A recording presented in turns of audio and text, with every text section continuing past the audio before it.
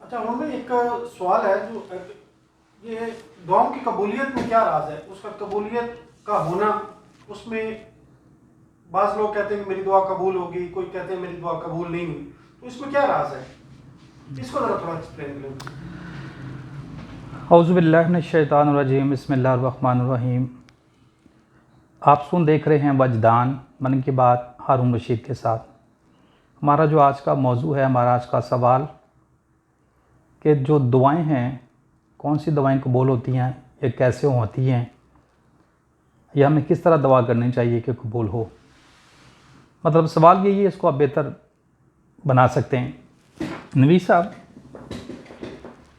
इसकी आपको बहुत सारी मिसालें मिल जाएंगी दुआ कबूल होने की और ना होने की वजूहात क्या हैं, आपको बहुत सारी मिसालें हमको मिल जाएंगी। तो मुख्तसर आपको बता दूं कि जो गाफल दिल होते हैं ना, गाफल दिल, उनसे दुआएं कबूल नहीं होती हैं। मतलब वो दुआ जो आप गफलत के साथ करें वो कबूल नहीं होती है। आप जानते हैं ये जो मैं कह रहा हूं कि गफलत के साथ, या जो जब आप गाफल होकर दुआ करें, इसका मतलब क्या है? थोड़ा सा माइक हाँ, कि जो आप चाहते हैं ना, जो आपकी ज़रूरत है, वो आपकी बेसिकली तलब है।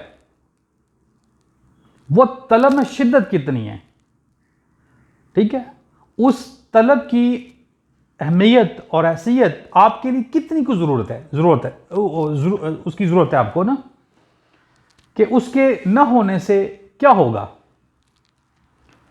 तो शदीद तलब, इतनी कुछ शिद्दत वाली तलब हो, वो जो भी चीज़ है, जब आप दुआ करें, जिस चीज़ की आपको शिद्दत होती है ना, वो आपके दिलो दिमाग के ऊपर होती है। जिस चीज़ की आपको शिद्दत के साथ तलब होती है, वो आपके दिल और दिमाग पे होती है। मतलब आप जो चीज़ मांग रहे हैं वो आपके दिल में भी है और आपके दिमाग में भी है। वो इतनी शदीद आपको तलब है कि वो तलब आपके दिल और दिमाग में रच बस गई है। तो अब आप अपनी तलब से गाफल नहीं हैं, तो अब आप दुआ कर रहे हैं। अब अगला मसला रह गया कि जहां से दुआ कबूल होती है, इस बात को वहां पहुंचाना। ठीक हो गया? इसमें मैं एक राज थोड़ा सा रखूंगा।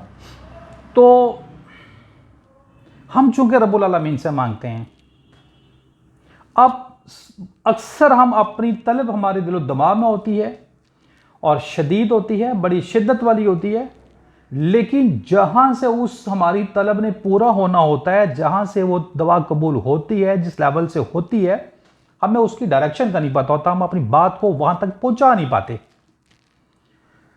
तो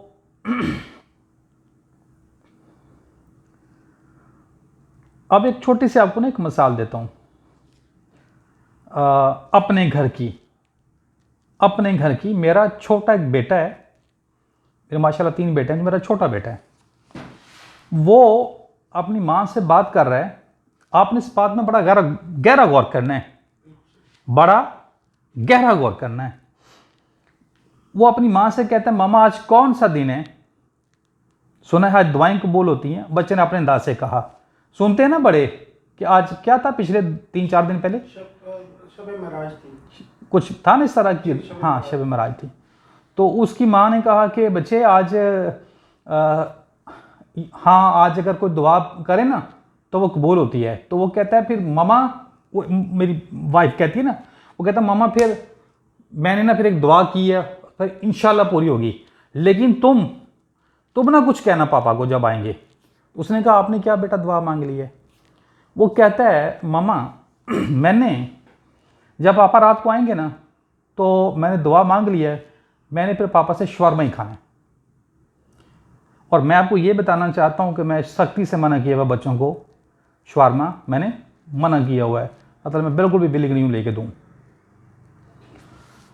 तो अब जब मेरी वाइफ ने मुझे फ़ोन कर दिया, उसने कहा आपका ना बेटे ने ये बात की है।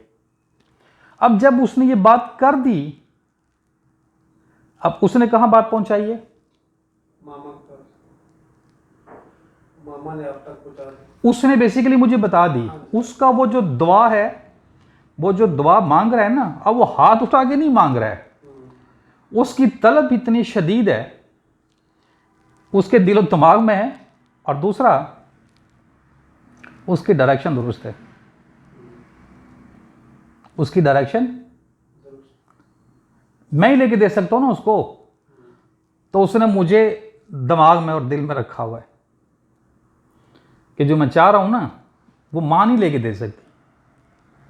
सिर्फ वो मां को गवाह बना रहा है, बता रहा है अपने दिल की बात, कि चूंकि आप मुझे कह रही हो कि मैं जो आज मांगूंगा मुझे मिलेगा, तो मैंने अपने पापा से आज शवारमा मांग लिया है, और पापा का मामला यह है कि वो नहीं लेके देते। तो मेरी ये बीवी ने मुझे फ़ोन पे बता दिया। अब जब मैं घर चला गया तो वो आ गया, तो कोई खौफज़दा नहीं है। खौफज़दा वो क्यों? वो उसके दिलो दिमाग में ये बात है कि मुझे मिलना है। अब वो अपनी तलब से गाफिल नहीं है। अब यहां यकीन भी ऐड हो गया ना, डायरेक्शन के साथ उसको पता है कि ये मेरा बाप ये काम कर सकता है।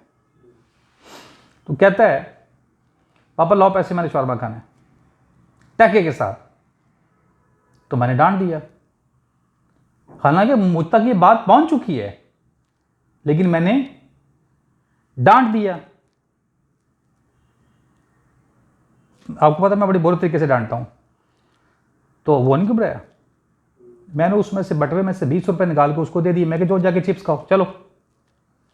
वो चला गया। अब मैं उस वक्त, अभी मैं चेंज कर रहा था कपड़े, मैंने एक पानी का गिलास पिया, कुछ बीवी के साथ बातें की, कुछ मामलात सोचे, मैंने कुछ खाया, फिर मैं एक्सरसाइज करने के लिए चला गया। मैंने 1 घंटे एक्सरसाइज की, फिर मैं वापस आया। ये तकरीबन मैंने 2.5 घंटे का मेरा प्रोसेस था। कितना? 2.5 घंटे मुझे एक चीज़ ने बेचैन रखा। किसने? उसको अशुरा मिलना चाहिए। और मैं ये अपने टाइम में ये नहीं फैसला कर रहा कि कहीं उसका यकीन ना टूट जाए। नहीं, मैं नहीं ये सोच रहा। मैं ये भी नहीं सोच रहा कि इसका ये ना उम्मीद ना हो जाए, इसका ये यकीन बढ़ता रहे तो मैं आज को ले दूं। नहीं नहीं, कोई ताकत है जो मुझे बेचैन किए रखा हुआ कि उसको हर सूरत शवारमा मिलना चाहिए, और वो बेनियाज हो चुका हुआ है मुझे बात करके। मैं वापस आया, अपने घर में दाखिल हुआ, तो सबसे पहले मैंने आवाज उसको दी। मैंने क्या किया, आप गौर कर रहे हैं? मैंने उसको आवाज दी। वो उसने एक ही दफा बात की थी, मुझे तस्वर में ला के, अपनी तलब को दिलो दिमाग में ला के, और पूरे वसूख को यकीन के साथ कि आज ये होगा, नहीं हो गया, आइए खाने। तो चिप्स उसको इनाम में मिल गई, और जब मैंने उसको पैसे दिए, मैं कि जो आज शवारमा खाओ, तो उसने शवारमा खा लिया। अब चूंकि ये बच्चा है तो हम बड़े हैं, हमें इसमें ये सबक मिलता है कि जो आपकी तलब है ना, हमारा इल्म ऐड हो जाता है ना। बच्चा इल्म कहाँ से लाएगा कि शवारमा मेरी अच्छा नहीं है? समझ रहे हैं ना? हम तो बड़े हैं, तो प्रोसेस सेम है, हमें समझ आ गई।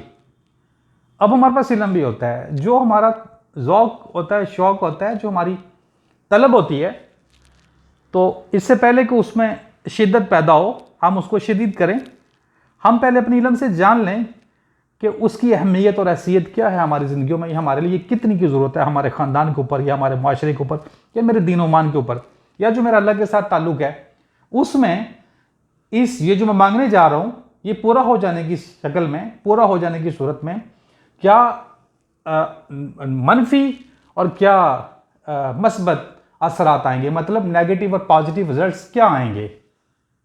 तो हम बाख्तियार हैं, हम बाशऊर हैं।